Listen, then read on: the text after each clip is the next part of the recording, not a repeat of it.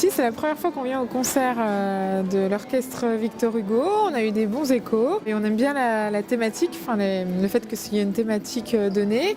Et puis c'était surtout pour faire découvrir à mon oncle et à des amis qui ont des enfants de l'âge de 2 ans et demi à 53 ans. Personnellement, je suis très attentive au son qu'il y a dans la salle. J'aime bien en fait avoir un retour d'enfants. J'aime bien les entendre quand je suis. J'aime bien avoir leur petite voix dans la salle quand je joue. J'aime bien aussi les voir se balader d'ailleurs. Je sais pas. C'est peut-être une autre façon de sentir son public.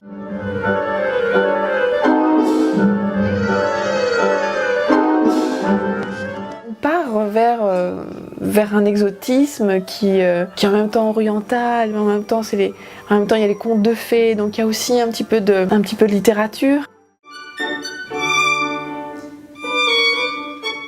Alors, ce qui est très important pour moi de partager, de transmettre avec les jeunes, avec les artistes, en général les jeunes artistes, je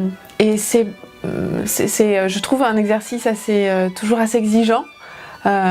Pour moi, c'est d'arriver à comprendre tout de suite, à saisir la personne et à savoir quels sont en quelques mots, quels seraient les mots justement qui pourraient l'aider.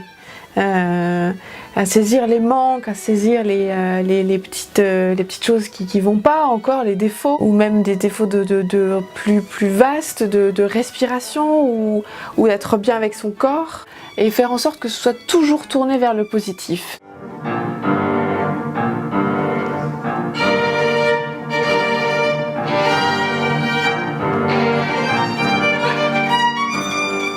Ça se prépare, on travaille son morceau longtemps pour qu'il soit jouable et pour qu'on puisse encore lui apporter des choses, mais ça se prépare psychologiquement aussi. C'est-à-dire on va travailler avec un professeur, en l'occurrence Geneviève Laurenceau, qu'on n'a jamais vu. Il faut réussir à communiquer tout de suite et chacun a une façon différente de travailler, et là de travailler avec un autre violoniste, ça apporte d'autres choses que ce qu'on a déjà.